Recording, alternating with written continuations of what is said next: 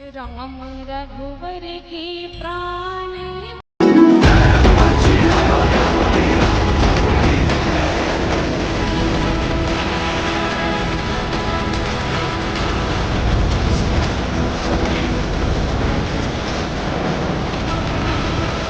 सुन रहे हैं रोजाना श्री राम जी के नाम की महिमा क्या है, श्री राम नाम जो जपते हैं उनके जीवन में क्या होता है, और भी लोगों के हृदय में जो संदेह है उसका ये निराकरण करते हैं। तो आज के प्रसंग में है श्री राम नाम जी का अनुभव। जो राम जी का नाम स्मरण करते हैं उनके जीवन में क्या अनुभव होता है, इस संदर्भ में चर्चा हो रही है। नाम का अनुभव क्या है? नाम का अनुभव उसके सिवाय और किसी में अपेक्षित नहीं करना चाहिए। मतलब यह है कि नाम स्मरण से हमें अन्य कोई बात प्राप्त करनी है, यह भूल जाना चाहिए। इसकी कल्पना तक नहीं करना चाहिए। नाम मुख में आता है, यही उसका अनुभव है। जितनी मात्रा में हम नाम स्मरण कर पाएंगे उतनी मात्रा में हमें नाम का अनुभव हुआ, ऐसा मानना चाहिए। यदि नाम स्मरण में अखंडता आ गई तो मानिए कि पूरा अनुभव आ गया। नाम स्मरण करते रहने से चित्त एकाग्र होता है। देह बुद्धि भूलकर नाम स्मरण करना ही निर्गुण होना है। यह कैसे पहचाने कि मैं कौन हूँ, मैं कौन हूँ, यह जानने के लिए जड़ से ही अर्थात बाधा से ही नाम स्मरण करने के लिए प्रारंभ करना चाहिए। नाम स्मरण अनवरत करने का प्रयत्न किया जाए। ऐसा प्रयत्न करने पर वह भीतर ही भीतर अपने आप होने लगता है। प्रारंभ से ही अपने प्रयास से मन को नाम की आदत डालने पर प्रयत्न नहीं करना चाहिए, क्योंकि वैसा करना बड़ा कठिन है। नाम स्मरण करते शरीर का विस्मरण होगा, तब मैं कौन हूँ और भगवान कौन है यह अपने आप मालूम हो जाएगा। भगवान का नाम स्मरण करने की आदत लग गई तो दुख की तीव्रता कम हो जाती। दुख का भाव न होने पर यदि दुख का अस्तित्व होगा भी तो क्या बिगड़ता है।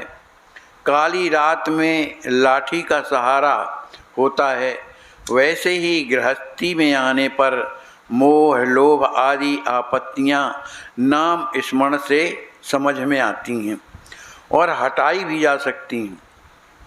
अंगार के पास घी रखने पर पिघलता है, वैसे ही नाम स्मरण की अंगीठी पास रखने पर अभिमान पिघल जाता है। यही नाम का अनुभव है। किंतु लोग नाम स्मरण के बारे में कुछ जानना नहीं चाहते। यदि कोई जानना चाहता है तो उसका चिंतन मनन नहीं करता, और यदि किसी को चिंतन मनन करने के पश्चात नाम स्मरण की महत्ता समझ भी गई तो भी नित्य नाम स्मरण करता नहीं। रुकावटें होने पर भी नाम स्मरण कर सकते हैं। इसलिए नाम स्मरण न करने के बहाने मत ढूंढना चाहिए। बहानेबाजी में असत्य छिपा हुआ होता है। असत्य से आलस पैदा होता है और आलस के कारण सर्वनाश होता है। सुबह जागने के बाद नाम स्मरण करने का नियम करना चाहिए। स्नान आदि का कार्य तो करना ही चाहिए, लेकिन उसके कारण नाम स्मरण में खंड नहीं होना चाहिए। भगवान का नाम स्मरण प्रमुख है। अखंड नाम स्मरण के लिए पवित्र अपवित्र की भावना का बंधन नहीं होता। अखंड नाम स्मरण ही पवित्रता है। किसी भी प्रकार की उपासना क्यों ना हो, बिना नाम स्मरण के उसका प्रभाव नहीं होता। महत्व तो नाम स्मरण का है। भिन्न भिन्न देशों का अन्न अलग अलग प्रकार हो सकता है, लेकिन उसे पचाने के लिए आवश्यक पानी यहाँ वहाँ सब जगह ऐसा ही होता है। पानी के बिना अन्न पचता नहीं होता, उसी प्रकार उपासना रूपी अन्न को पचाने के लिए नाम स्मरण रूपी पानी की आवश्यकता होती।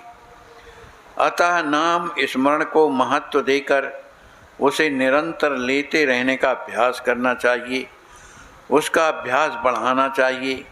किसी प्रकार की आपत्ति आने पर भी नाम स्मरण करना छोड़ना नहीं चाहिए, उसे से भगवान का सहारा मिलेगा। भव सागर पार करने के लिए एकमात्र साधन क्या है? श्री राम नाम। नाम स्वयं सिद्ध है, इसलिए वह अत्यंत उपाधि रहित है। नाम स्मरण करते हुए भी हम उसके पीछे उपाधि लगा देते हैं, मतलब ऐहिक सुख की प्राप्ति के लिए हम नाम स्मरण करते हैं कि हम नाम स्मरण करेंगे तो हमारा ये काम बन जाएगा, ऐसा हो जाएगा, ये उपाधि है। या मैं नाम स्मरण कर रहा हूँ, यह अहंकार है। अहंकार की भावना मन में रखते हैं। इन उपाधियों के कारण हमारी प्रगति में क्या है? बाधा आती है। इसलिए हमें नाम स्मरण केवल नाम के लिए ही और भी सद्गुरु हमसे जो करा रहे हैं यह कृपा समझनी चाहिए। ऐसी भावना से करना चाहिए। ऐसा करने से अहंकार नष्ट होगा, शरणागति का भाव उत्पन्न होगा। शरणागति का भाव निर्माण होने के लिए नाम स्मरण ही एकमात्र रामबाण दवा है, उसी का आचरण हमें करना चाहिए। नाम स्मरण की महत्ता वाणी से कहना असंभव है, फिर भी यह कहने के लिए भी बोलना जरूरी है। इसके लिए कोई उपाय नहीं है। मनुष्य प्राणी भवसागर में गोते खा रहा है। सागर पार करने के लिए जैसी नौका, वैसा भवसागर पार करने के लिए भगवान के नाम की नौका है।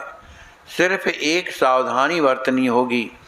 भवसागर का पानी नाम स्मरण की नाव में नहीं आना चाहिए। भवसागर माने भगवान का यदि नाम हम स्मरण कर रहे हैं, लेकिन संसार की बातें उसमें ना रहे कि हम भगवान का नाम लेंगे तो हमारा अमुक काम बनेगा या किसी का बुरा हो जाए, मन संसार नहीं होना चाहिए। पानी आने का मतलब वही है। अर्थात गृहस्थ की कोई भी बाधा नाम स्मरण के मने व्रत में नहीं आनी चाहिए। इस प्रकार नाम का उपयोग गृहस्थी की अड़चने दूर करने में हो, यह भाव न रख करके सिर्फ नाम के लिए नाम लें।